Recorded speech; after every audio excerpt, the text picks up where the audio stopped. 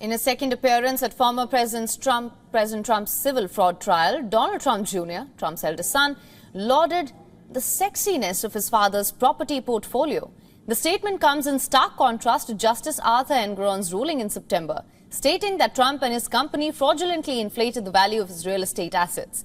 Hailing the former president as a visionary at the New York court on Monday, Trump Jr. claimed that the prowess of his father's real estate projects were key to attracting licensing deals with developers who wanted to emulate the tycoon style.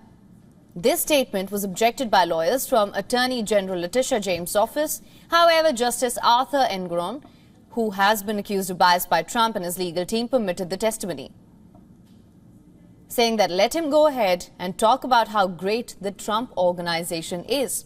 While defense lawyer Clifford Robert walked the court through an extensive slideshow of Trump's portfolio, justifying its high valuation, state lawyer Colleen Ferretti put forth Trump evidence providing Trump's 40 Wall Street properties at risk of defaulting on its mortgage after failing occupancy rates. But it doesn't matter because it's a witch hunt. It always has been. But the precedent that it sets for New York business, if you don't perhaps donate to Letitia James' re-election campaign, I too will go after your billion-dollar transactions. It's ripe for extortion and corruption.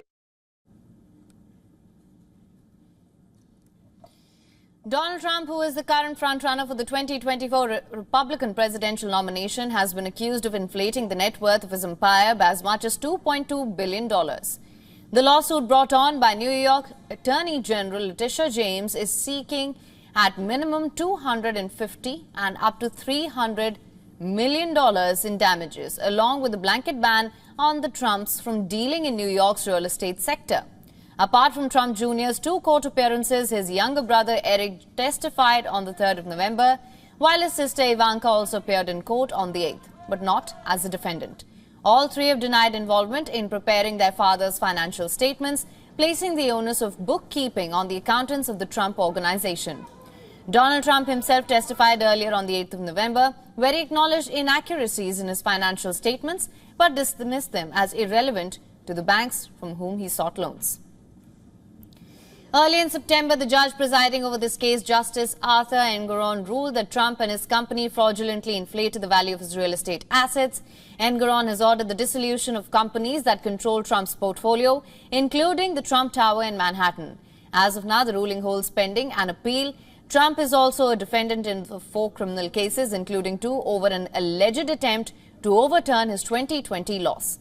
The former president has pleaded not guilty in all 4 cases.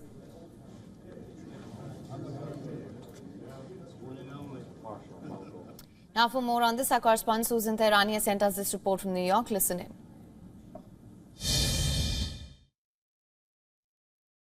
Donald Trump Jr. was back on the witness stand at a courtroom here in New York City, but this time as the first witness for the defense. You may remember that last week the state rested its case after calling all its witnesses, and now the Trump team have an opportunity to present their case and call their own witnesses.